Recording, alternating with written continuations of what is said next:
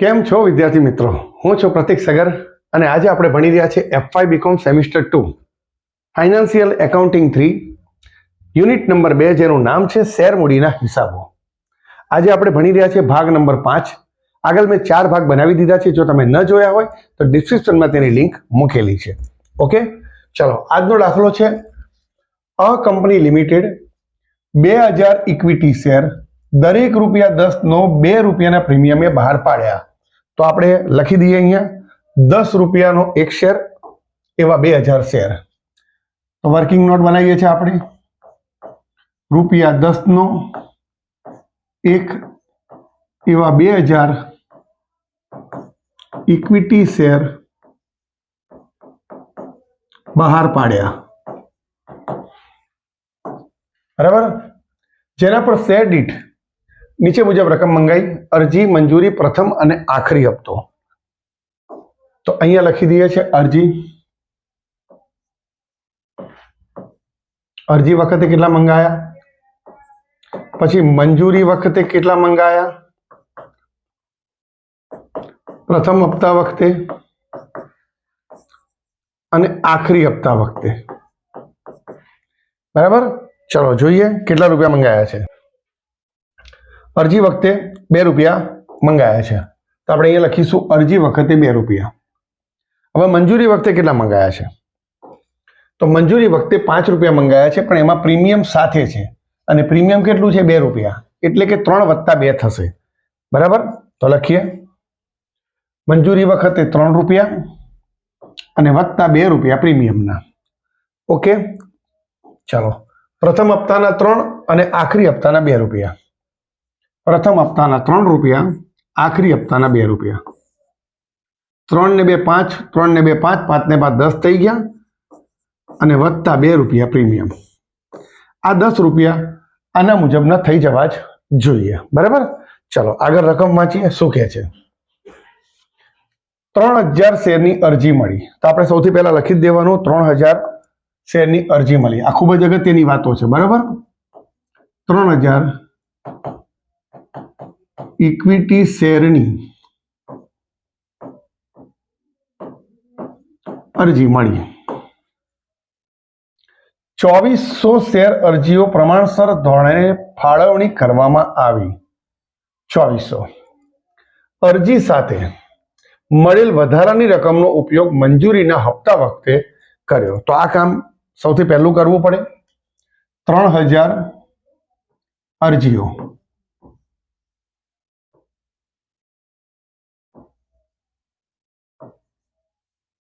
બરાબર.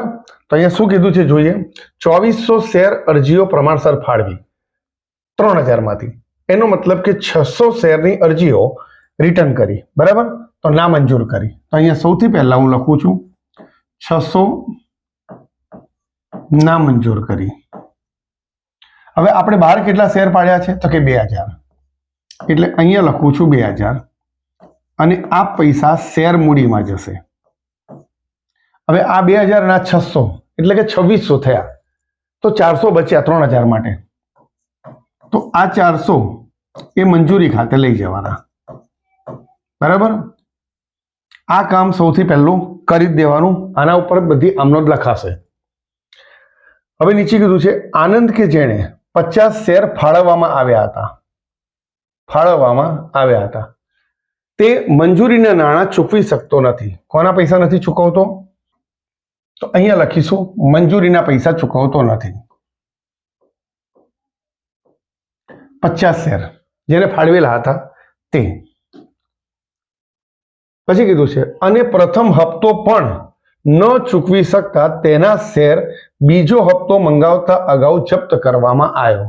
બરાબર, એટલે હજી આગળ પ્રથમ હપ્તો પણ એ ભરતો નથી અને ત્યારબાદ બીજો હપ્તો જે મંગાવવાનો છે આખરી હપ્તો, એ પહેલા એના શેર જપ્ત કર્યા. એટલે અહીંયા એક જપ્તીની એન્ટ્રી આવશે. બરાબર, ચલો આગળ શું કીધું છે. બીરેન કે જે 60 શેર ધરાવતો હતો તે બંને હપ્તા ચૂકવી ન શકતા તેના શેર બીજા હપ્તા બાદ જપ્ત કર્યા. 60 શેર એટલે પ્રથમ હપ્તો નથી ભરી શકતો એ માણસ, અને આખરી જે બીજો હપ્તો છે એ પણ એ ભરી શકતો નથી, અને ત્યારબાદ અહીં એની જપ્તી થાય છે. એટલે કે આ દાખલામાં 2 વખત જપ્તી થશે, એક પ્રથમ હપ્તા બાદ અને બીજું આખરી હપ્તા બાદ 2 જપ્તી થશે. બરાબર. આગળ શું કીધું છે? ઉપરોક્ત જપ્ત કરેલા શેરો પૈકી 80 શેર ચિંતનને શેર દીઠ 9 રૂપિયા પ્રમાણે પૂરેપૂરા ભરપાઈ ગણીને આપવામાં વેચી દીધા. બરાબર.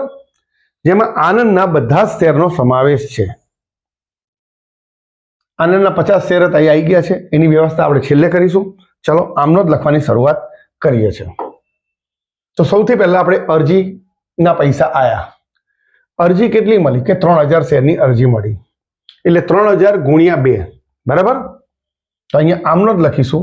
બેંક ખાતે ઉધાર 6000 રૂપિયા, અને તે ઇક્વિટી શેર અરજી ખાતે 6000 રૂપિયા. બરાબર. ગણતરી કરતા જઈશું આપણે હવે બધી. બરાબર. ચાલો આગળની વાત કરીએ. હવે આ 3000 માંથી આ 3 રીતે બાયફર્ગેશન થશે. તો પહેલા 2000 શેર મૂડીના પૈસા જશે, એટલે 2000 ગુણ્યા 2 એટલે કે 4000 રૂપિયા. તો આપણે અહીંયા ઇક્વિટી શેર મૂડી ખાતે લખાશે 4000. એના પહેલા આ જે શેર અરજી જમા હતી એને આપણે શેર અરજી ઉધાર એટલા જ રૂપિયા લખી દેવાના, 6000 રૂપિયા. બરાબર. હવે શું છે જોઈએ. હવે મંજૂરી તો 400 શેર છે. કેટલા છે? અને 2 રૂપિયા પ્રમાણે 800 રૂપિયા એ લખાશે ઇક્વિટી શેર મંજૂરીમાં. ઇક્વિટી શેર મંજૂરીમાં લખીશું 800 રૂપિયા. બરાબર. આગળ 600 શેર આપણે ના મંજૂર કર્યા, એટલે એના પૈસા પાછા આપવા પડશે. પાછા આપીશું 2 રૂપિયા પ્રમાણે, 600 દુ 1200 રૂપિયા, એટલે અહીંયા લખીશું 1200 રૂપિયા. આનું ટોટલ 6000 થઈ જવું જોઈએ, ને થઈ જાય છે. બરાબર. અહીં આપણી શેર અરજીની આ 2 એન્ટ્રી થઈ ગઈ. હવે શું કરીશું? હવે મંજૂરીના પૈસા મંગાવીશું. ટોટલ કેટલા મંગાવીશું? 5 રૂપિયા. પરંતુ જ્યારે પૈસા આવશે ત્યારે 50 શેરના પૈસા ઓછા આવશે. બરાબર. તો અત્યારે ઇક્વિટી શેર મંજૂરી ખાતે પૈસા મંગાવીએ છીએ. 2000 શેર ઉપર હવે ગણતરી કરવાની. બરાબર. અને પૈસા આપણે કેટલા મંગાવ્યા છે? 5 રૂપિયા પ્રમાણે, એટલે કે 10000 રૂપિયા મંગાવીશું. એટલે અહીંયા લખીશું 10000. બરાબર. આ આપણે 5 રૂપિયા પ્રમાણે પૈસા મંગાયા. હવે એની અંદર આ 3 રૂપિયા છે એ શેર મૂડીમાં જશે, અને આ 2 રૂપિયા છે એ જામીનગીરી પ્રીમિયમમાં જશે. બરાબર.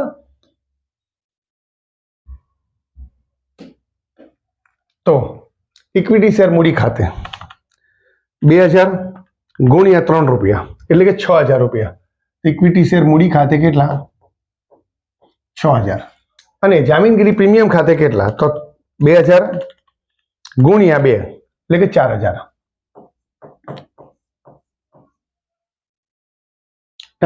હવે જે પૈસા આવવાના છે એ પૈસા ઓછા આવશે. જોઈ લો તમે અહીંયા 50 શેરના પૈસા શું થશે? ઓછા આવશે. બરાબર. તો કેટલા ઓછા આવશે? તો 50 ગુણ્યા 5 એ 5 ઓછા આવવાના છે. બરાબર.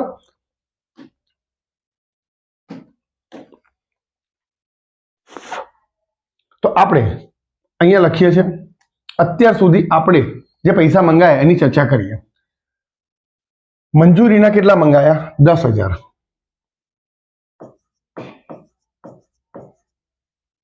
એમાંથી આગળ જુઓ, એ મંજૂરીના પૈસા આવી ગયા છે 800 રૂપિયા. તો એ રૂપિયા આપણે બાદ કરીએ. 10000 માઇનસ 800, 9200 આપણે આવવાના બાકી છે. અને આ કેટલા શેર ઉપર છે? અહીં આપણે જોઈએ છે 2000 શેર છે, એની ઉપર આવવાના બાકી છે. તો અહીંયા આપણે પદ મૂકીશું.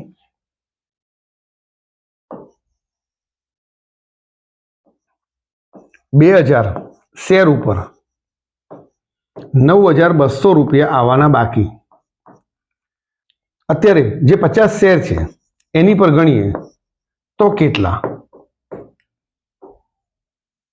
તો 50 ગુણ્યા 9200, 50 ગુણ્યા 9200 અને છેદમાં 2000.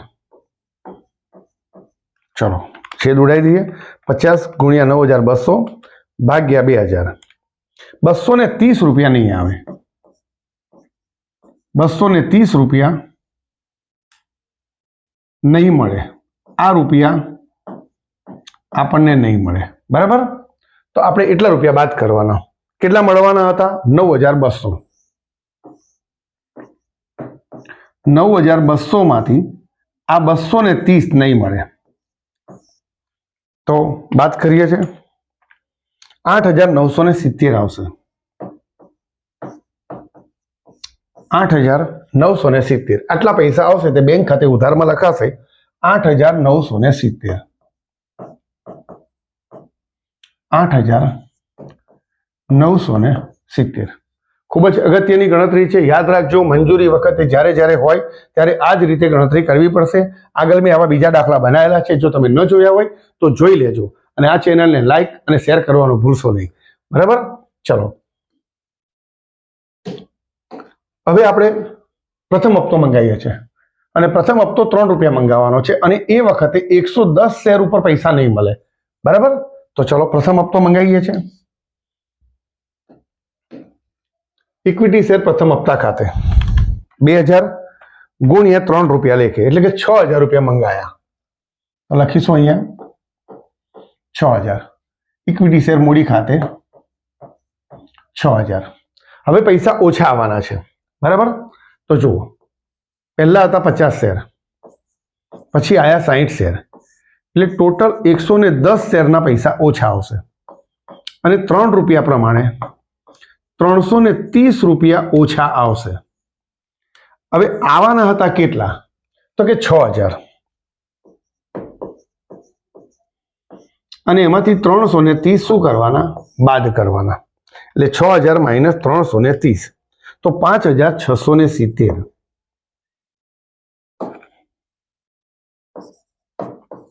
5670 આટલા રૂપિયા જ આવશે. તો અહીંયા લખીશું બેંક ખાતે 5670. ઇક્વિટી શેર પ્રથમ હપ્તા ખાતે 5670. બરાબર? જ્યારે હપ્તો મંગાવીએ છીએ ત્યારે એમાં પેલું પ્રમાણસર હોતું નથી એટલે આપણે સીધી ગણતરી કરી દઈએ છીએ. બરાબર? ઓકે, ચલો હવે શું કરીએ છીએ? જુઓ અહીંયા આગળ આ હપ્તો આપણો પતી ગયો પણ જપ્તીની એન્ટ્રી મારવાની છે. જો અહીંયા નિશાની આપણે કરેલી છે તો હવે આપણે શેર જપ્ત કરવા પડશે. બરાબર? તો શેર જપ્ત કરીએ છીએ. ચલો ઇક્વિટી શેર મૂડી ખાતે, જામીનગીરી પ્રીમિયમ ખાતે. તો તમે અહીંયા જુઓ, અહીંયા આપણને આ જામીનગીરીના પૈસા નથી મળ્યા અને નથી મળ્યા એટલે આપણે ગણવાના હિસાબમાં. બરાબર? પણ અત્યારે આપણે જપ્ત કરીએ છીએ ત્યાં સુધી કેટલા મંગાયા? તો કે 3 ને 3 6 ને 2 8 રૂપિયા મંગાયા. બરાબર? અને 8 રૂપિયા અને 50 શેર જપ્ત કરીએ છીએ એટલે 8 પંચા 40 એટલે 400 રૂપિયા આવશે. તો ચલો અહીંયા લખીએ છીએ ઇક્વિટી શેર મૂડી ખાતે 8 રૂપિયા પ્રમાણે 50 શેર જપ્ત કર્યા 400 એટલે અહીંયા લખીશું 400. જામીનગીરી પ્રીમિયમ બરાબર 2 રૂપિયા હતું, 2 ગુણ્યા 50 100 રૂપિયા જામીનગીરી પ્રીમિયમ થયું. હવે ઇક્વિટી શેર મંજૂરી ખાતે તો જુઓ અહીંયા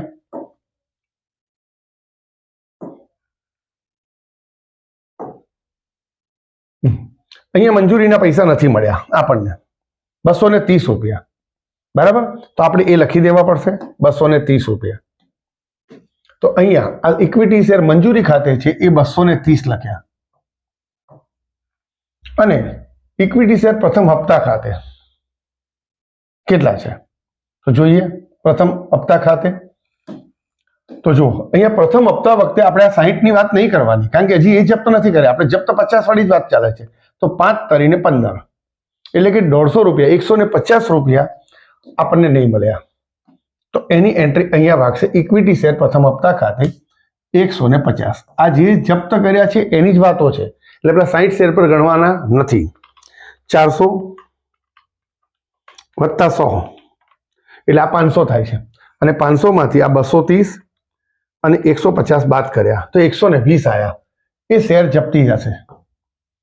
તો આ શેર જપ્તીથી 120 રૂપિયા. બરાબર. ચલો હવે આગળ શું કર્યું? જપ્ત થઈ ગયા પછી આપણે આખરી હપ્તો મંગાવ્યો. આખરી હપ્તો કેટલો મંગાવીશું? 2 રૂપિયાનો. બરાબર છે. તો 2000 પર હવે નહીં ગણાય. હવે શેર ઘટી ગયા. તો અહીંયા આપણી પાસે શેર હતા 2000, એમાંથી 50 શેર શું કર્યા? આપણે જપ્ત કરી લીધા. એટલે હવે આપણી પાસે શેર રહ્યા 1950 શેર બાકી રહ્યા. બરાબર. હવે બધી ગણતરી કોની પર કરવાની? 1950 ઉપર. અને આપણે મંગાયા કેટલા? તો જોઈએ પાછા અહીંયા એકવાર 2 રૂપિયા મંગાયા છે. બરાબર. આખરી હપ્તાના એટલે ગુણ્યા 2. 1950 ગુણ્યા 2, 3900 રૂપિયા મંગાયા છે. ચાલો તો અહીંયા લખીશું ઇક્વિટી શેર આખરી હપ્તા ખાતે 3900. તે ઇક્વિટી શેર મૂડી ખાતે 3900. હવે અહીંયા પણ પૈસા ઓછા આવવાના છે. બરાબર છે. જોઈ લો કેવી રીતે ઓછા આવે છે. ગણતરીમાં બતાવેલું છે બધું. મેં અહીંયા આ પૈસા મંગાયા પણ 60 શેરના પૈસા ઓછા આવશે. એટલે 60 દુ 120 રૂપિયા ઓછા આવશે. બરાબર. તો અહીંયા લખીએ છીએ આપણે 3900 રૂપિયા મંગાયા હતા. એમાંથી 120 રૂપિયા નહીં આવે. 3900 માઇનસ 120 એટલે 3780 રૂપિયા આવશે. તો અહીંયા બેંક ખાતે લખીશું 3780 અને તે ઇક્વિટી શેર પ્રથમ હપ્તા ખાતે 3780. ઓકે. ચલો આગળની વાત કરીએ. હવે હપ્તા પતી ગયા, ફરી જપ્તી કરીએ છીએ અને હવે જપ્તી કરીશું તો પૂરેપૂરા પૈસા મંગાવી દીધા છે એટલે 10 રૂપિયા પ્રમાણે ગણવા પડશે 60 શેર ઉપર. એટલે 60 ગુણ્યા 10 600 થશે. તો હવે જપ્તી કરીએ છીએ આપણે ઇક્વિટી શેર મૂડી ખાતે 60 શેરની જપ્તી કરી અને ગુણ્યા 10 600 એટલે મૂડી ખાતે લખીશું આપણે 600. બરાબર. શેર પ્રથમ હપ્તા ખાતે કેટલા? તો જોઈ લઈએ. શેર પ્રથમ હપ્તા ખાતે હવે 60 શેરની જ વાતો કરવાની. બરાબર. ચલો 60 શેર વખતે તો જુઓ અહીંયા પ્રથમ હપ્તા વખતે 60 ગુણ્યા 3 એટલે 180 રૂપિયા નહીં મળે. બરાબર. તો પ્રથમ હપ્તામાં લખીશું આપણે 180 રૂપિયા. એટલે અહીંયા ઇક્વિટી શેર પ્રથમ હપ્તા ખાતે 180 રૂપિયા નથી મળ્યા. બીજા હપ્તામાં શું છે? તો 60 ગુણ્યા 2 એટલે કે 120 રૂપિયા નથી મળ્યા. બરાબર. તો અહીંયા નીચે લખીશું 120 અને બાદ બાકી કરી લઈએ. 600 માઇનસ 180 માઇનસ 120 300 આવે છે. તો તે શેર જપ્તી ખાતે કેટલા લખીશું? 300. બરાબર. અત્યાર સુધીનો દાખલો આપણી બધી આ ગણતરી ઉપર ચાલી ગયો. આટલું જે કર્યું એની પર આ બધી અમલો થઈ છે. તો આ ગણતરી ખૂબ જ અગત્યની છે અને શરૂઆતથી જોવાની આદત પાડજો. દાખલો ક્યારેય અઘરો નહીં લાગે. બરાબર. ચલો હવે રકમ ઉપર જઈએ છીએ. હવે રકમમાં શું કીધું છે? ઉપરોક્ત જપ્ત કરેલા શેરો પૈકી 80 શેર ચિંતનને શેર દીઠ 9 રૂપિયા ભરપાઈ કર્યા. બરાબર છે. આપણે વેચ્યા છે તો 9 રૂપિયા પ્રમાણે વેચ્યા છે. આપણે વેચીએ છીએ એટલે પૈસા બેંકમાં આવશે. તો 80 શેર વેચ્યા ગુણ્યા 9 રૂપિયા 720 રૂપિયા બેંકમાં પૈસા આવશે. પૂરેપૂરા ભરપાઈ કરીને વેચ્યા છે એવું છે. બરાબર. એટલે 80 ગુણ્યા 10 એટલે કે 800 રૂપિયા હોવા જોઈએ. ઇક્વિટી શેર મૂડીમાં કેટલા રૂપિયા આવશે? 800 રૂપિયા. અને આ બેનો જે ડિફરન્સ આવે છે 80 રૂપિયા છે. એ ઉધાર જપ્તી થઈ ગઈ. બરાબર. અને હવે આ છેલ્લી ગણતરી આવી શેર જપ્તી ખાતે ઉધાર તે મૂડી અનામત ખાતે. આ ખૂબ જ અગત્યની છે. જોઈ લેજો કેવી રીતે એન્ટ્રી મારું છું. બરાબર. ચલો સૌથી પહેલા આપણી જપ્તી જમા આ રહી 120. તો જો અહીંયા રકમમાં શું કીધું છે? જેમાં આનંદના બધા જ શેરનો સમાવેશ થાય છે. તો આનંદના કેટલા શેર હતા? 50. બરાબર. તો અહીં આપણે ગણતરી બી કરી જ દઈશું. 120 થઈ ગયા પહેલા તો શેર એટલે પૂરેપૂરા એની જપ્તી લઈ લેવાની. બરાબર. ચલો તો સૌથી પહેલા 120 આ જપ્તી જમા. કઈ જપ્તી છે? જમા જપ્તી. બરાબર. હવે બીજી એક જપ્તી છે, જુઓ અહીંયા